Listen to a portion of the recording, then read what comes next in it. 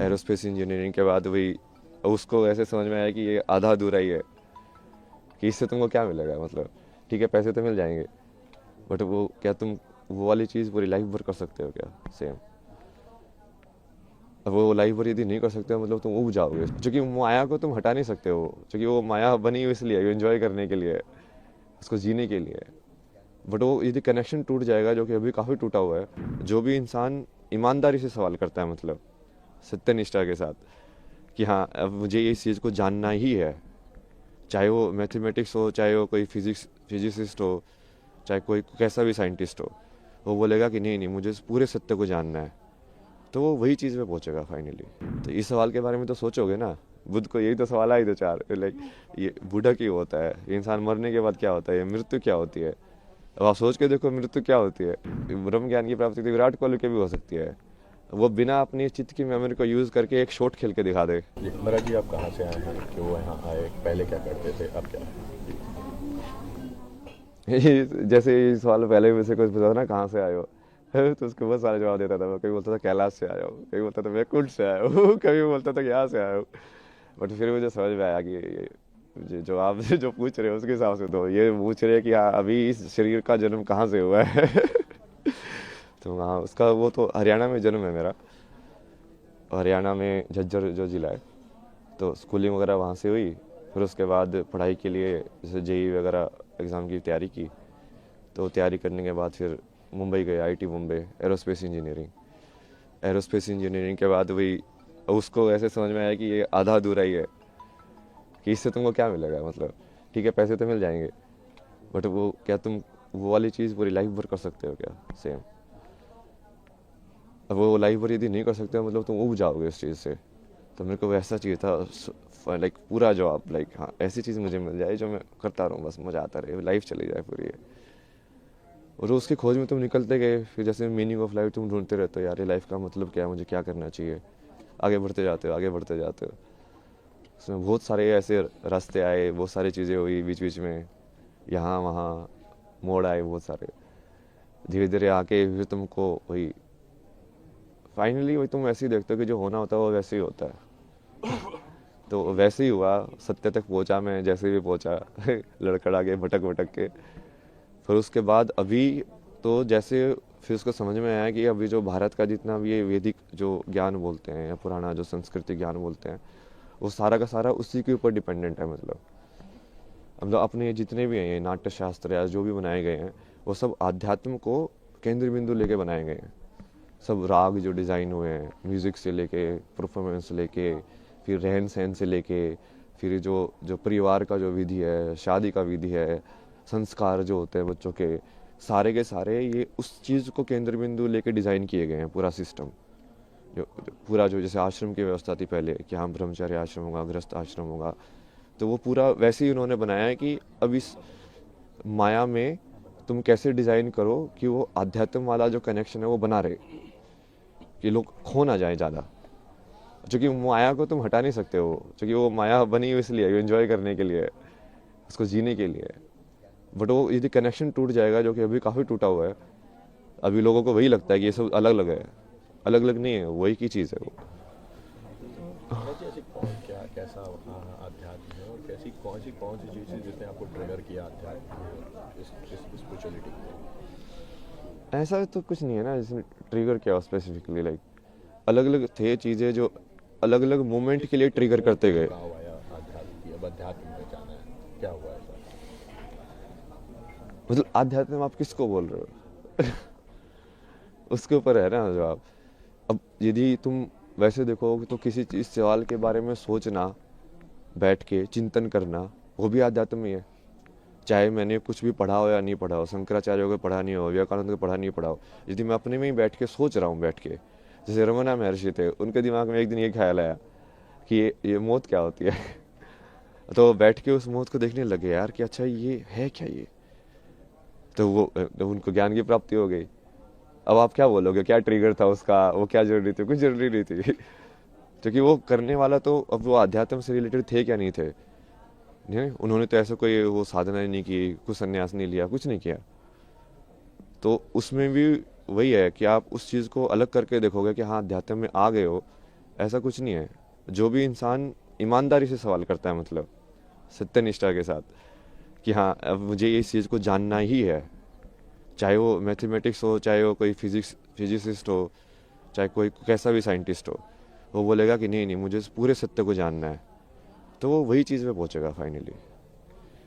महाराज जी, ऐसी कौन सी चीज़ है आज की पीढ़ी का जो आध्यात्म से एक अलग वो होता जा रहा है, उसको लेकर के क्या कहेंगे, क्या दृष्टिकोण है आध्यात्म का? क्या चीज़ है जो इस पीढ़ी को अध्यात्म से अलग कर रही है?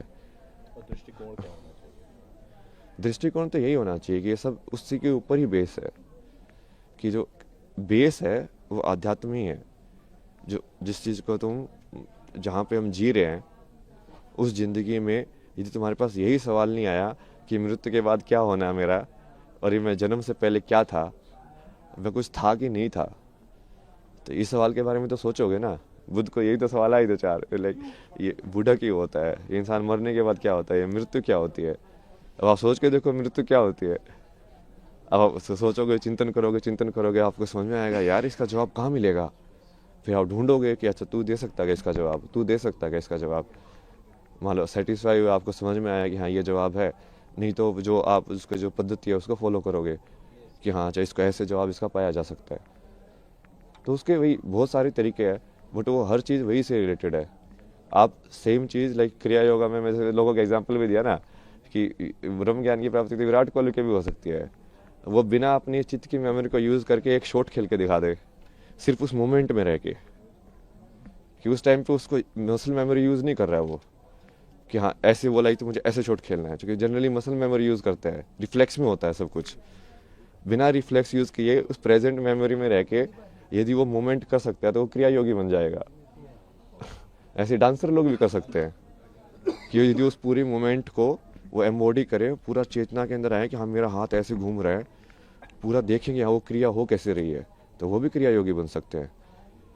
तो ये कोई ऐसा नहीं है ना कि वो असली ज़िंदगी से सेपरेट है, ये एक ही चीज़ है। वो बस आप कितनी डेप्थ में उसको देखना चाहते हो उसके ऊपर है। अभी हम पूरा सुपरफिशियल उसमें देख रहे हैं, और इसके भी बहुत सारे कारण हैं। मतलब ये पश्चिमी सभ्यता का असर है। अब ये सुबह जैसे वो फ्रांस में एक थी, उनसे बात हो रही थी, वो यही बता रहे थे कि वहाँ पे तो लोग बहुत क्लोज्ड है, मतलब, और वहाँ पे लोगों को इन सब चीज़ों में इंटरेस्ट नहीं होता है। लाइक सब इंडिविजुअलिटी में और लाइक मटेरियलिज्म को और के चक्कर में पड़े रहते हैं, जो थोड़ा बहुत असर हमारे ऊपर भी हो गया है, क्योंकि वो अब हम हमारे पर वो राज करके गए थे, हमारे अंदर इन्फीरियरिटी कॉम्प्लेक्स आ गया कि इनके अंदर कुछ तो बढ़िया होगा जिसकी वजह से ये हमसे पावरफुल बन पाए। तो हम फिर वो चीज़ को उसके पीछे पड़े हुए कि इनके पास जो था हम भी वही चीज़ सीखें ताकि वो चीज़ रिपीट ना हो। लेकिन वो सही अप्रोच नहीं है, क्योंकि उनकी हालत देखो ना, यूएसए के अंदर 50% लोग मेंटल हेल्थ प्रॉब्लम्स में हैं। अब क्या हो, ऐसा बनना चाहते हो आप, ऐसा बनाना चाहते हो देश को? महाराज जी, विदेशी जो होते हैं वो आध्यात्म की ओर आ रहे हैं, हमारे यहाँ आ रहे हैं, लेकिन जो हमारे लोग हैं वो कहीं ना कहीं विदेशी परंपरा को अपना रहे हैं, ऐसा क्यों? ये यही है ना, उसकी वजह से वो ये अब जैसे आपके ऊपर मान लो कोई आपसे ज़्यादा ताकतवर है, तो आप सोचोगे यार इसके पास ऐसी कौन सी शक्ति है कि इसको ज़्यादा ताकतवर बना रही है मेरे से, तो आपका भी रुझान उसी की साइड होगा। तो आप सोचोगे यार ये लोग साइंस पढ़ के, ये एटम बम बना के, हथियार बना के ये दुनिया पे राज कर सकते हैं, तो मैं इससे बड़ा हथियार बनाऊं। तो सब उसी रेस में पड़ जाते हैं फिर वो, और उस रेस का तो कोई अंत ही नहीं है भाई। जी, महाराज जी, एक और क्वेश्चन है कि ऐसा क्या था आध्यात्म में जो आप इस ओर आए, इतनी सरल जिंदगी छोड़ के इतनी कठिन जिंदगी में आने का निश्चय किया, और किस तरह का परिवार में क्या इसमें रिएक्शन रहा आपका? नहीं नहीं, इसकी चॉइस नहीं होती ना। रियल में आप देखोगे ना, बहुत सारे लोगों की यदि जीवनी कहानी पढ़ोगे तो आपको समझ में आएगा कि ये चॉइस होती ही नहीं है वो, क्योंकि तुमको यदि वो चीज़ की तरफ रुझान है ना, तो तुम इस लाइक उसको चीज़ तुमको खींचती रहेगी अपने साइड, उस लाइक वो बुलाती रहती है कि हाँ, अब तुम जाते रहते हो उसके साइड, एक के बाद एक के बाद एक। तुम चाहोगे कि नहीं नहीं मैं फिर से लाइक इस चीज़ में जाऊँ मेन स्ट्रीम में, बट वो होगा ही नहीं, तुम खुशी नहीं रहोगे। अब तुमको हमेशा ऐसे लगता रहेगा यार नहीं यार ये मेरे लिए नहीं बना है, ये मेरे लिए नहीं बना है, तुमको कुछ और करना है, तुमको कुछ और करना है। किस तरह की जॉब थी महाराज जी आपकी? क्या जॉब थी आपकी? जॉब तो बहुत सारी अलग अलग टाइप की किया है मैंने। लाइक अभी जो लास्ट जॉब थी वो तो इसमें थी यूआई यूएक्स के अंदर, ये ऐप्स वगैरह डिज़ाइन करना, वेबसाइट डिज़ाइन करना, इसका फ्लो वगैरह डिज़ाइन करना। उससे पहले जैसे जिसमें भी काम किया मैंने, ये ट्रैवल फोटोग्राफी या डिसोर्स करके एक प्रोजेक्ट है आईटी बम्बा का, गवर्नमेंट स्पॉन्सर प्रोजेक्ट था, उसमें बेसिकली वो डॉक्यूमेंट करने के लिए इंडियन आर्ट्स एंड क्राफ्ट और हिस्ट्री को। तो उसके थ्रू ऐसे मैं बहुत जगह पे घूमा बहुत सारी चीज़ें डॉक्यूमेंट किए मैंने, पुराने टेम्पल्स लाइक पेंटिंग स्टाइल्स और ये सब। उसके बाद जैसे इसमें भी काम किया मैंने, मैगजीन्स वगैरह में, फिल्म मेकिंग भी की मैंने, डॉक्यूमेंट्री फिल्म्स में मेरी लाइक फिक्शन फिल्म भी है बहुत सारा कंटेंट है भाई।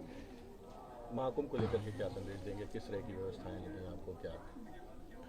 व्यवस्था तो सही है। अब उसमें मेन जैसे मैं तो ये चाहता हूँ ना कि ये सारी चीज़ें सिर्फ आध्यात्मिकता से लिमिटेड ना हो। यहाँ पे बेसिकली महाकुंभ के अंदर देश के सबसे बड़े बड़े साइंटिस्ट भी आने चाहिए। वो इसरो के साइंटिस्ट वही बैठ के तुम डिस्कस करो ना विज्ञान को, और वो बोलो उन बाबा को कि यदि तुम्हारे पास ज्ञान है तो तुम इस चीज़ का भी जवाब दो तो वो जब चीज़ें मिलेंगी तभी होगा एक साथ वो, कि वो तभी वो समझ में आएगा कि हाँ ये चीज़ें तो जुड़ी हुई हैं। परिचय देना अपना। अभय सिंह हरियाणा से एक मिनट और इंग्लिश में इसको पढ़ें। जी महाराज जी, where do you have came here? What was the purpose of coming in spirituality, and how do you connect spirituality towards the science, to the science, from the science? I am come from Haryana. I was born in Haryana. Then like life took different turns. So I went to like IIT to study. Then changed the path from engineering to arts. And that also didn't work. Then changed again. So kept changing unless like I arrived at the final truth, you can say. Then after that I started exploring, okay, so what is it like it makes it? What is it the other people have discovered about it? Then I started like when you see, you know, Sanskrit, like how Sanskrit was written and composed. What makes Sanskrit so special? So if you see, you know, the Maheshwaraya Sutra, like this Panini says, you know, like he was in meditation. Then he got this sutra. It's like the Damru of Shiva, like Shiva gave him this, which is the base of the Sanskrit language. Then how it is composed, like with respect to grammar. So all of this knowledge, like it should be combined. It's not like separate, like, you know, like linguistic is like they're like this is a linguist guy, this is a spiritual guy, this is a Baba guy. No, because earlier the Rishi used to do both actually, and that was the method of doing it. Like if you study Ramanujan, like his math equation come from like Devi only. The same with me only. Like I only do Bhakti of Shiva. All of my knowledge, like whatever I study like very less. Only some diagram I see. Okay, this is it. Then I understand it. Like Mahadev tells me, okay, like this is how it works. So that is the real way of doing it. What was the main thing that triggered you into spirituality? You can say like the quest for the answer, quest for the knowledge. It took different forms in outside. Like initially you were searching for the like meaning of life, to do what is like, you know, substantial in life. But then you shift. Then it was like, then you are going through like mental health problem. Then the question was like how mind works. How do you get rid of these unwanted thoughts in your mind? Which I think is very popular question these days. Like people, that's why a lot of people are actually getting attracted towards spirituality. Not towards like getting moksha, but towards like, okay, how do I actually calm my mind and reduce my anxiety and all of that, which is fine also. But then you have to connect it to the root also. Like what is the base of it? Why so many techniques and meditation techniques are there? It's not just to calm your mind. It's basically there's a different, like, you know, motive to it. And what is that motive, and why is that motive so important that so many people have done and like, you know, given their entire life to it? You have lived a so smooth life and came into hard life. How was your experience, and what you are experiencing here only? No, I won't say like that was smooth and this is hard. Because what seems hard for you from outside, it might be a natural tendency for me. Like sleeping outside in cold, it might not see it as hard, no? I might see like, you know, sleeping in a closed Delhi place where there is no air, you know, polluted air, no light coming, you don't even know when sun rises, sun don't rises. That I will consider hard, because then you have completely lost connection with the environment. Now here at least you know you are with the nature. So it's much better, much easier than staying in, you know, completely closed cities and like that life. So it's a perspective.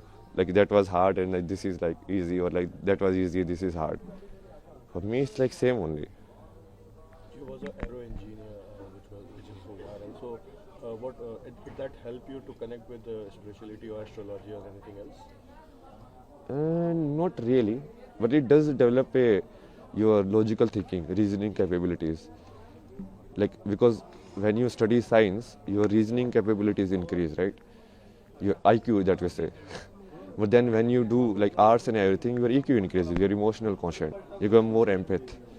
Like when you are doing some story, like I have done like documentary projects on Kota. So there you go and you talk to the students there, and then you try to connect with their emotions. So like why do they study? Why do they commit suicide? What is the pressure on them? So that requires your EQ. So you need to develop both. What was the time when you came to spirituality, and did you take Diksha or anything else? Who's your guru? I mean, that's why I'm saying no. It's not like I came into spirituality in a sense. It's like you arrived at the answer, and then I start doing it intentionally. Initially, you don't know the answer. Obviously, that's why you are searching. If you already know the answer, why would you search?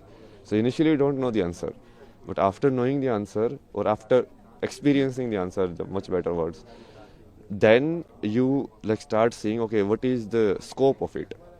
How far it extends? How many different ways it can be done?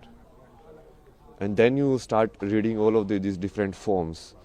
Okay, this is how they have created Bharatanatyam, this is how they have created like Sanskrit, this is how they have created like all of these astrological charts, this is how, you know, the Rashi, which is say the signs, the 12 signs, these works.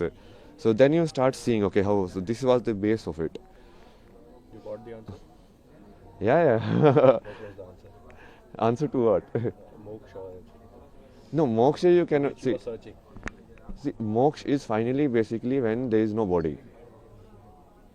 Right now, it's not complete liberation in a sense. Complete liberation means that you are not in this world. You are liberated.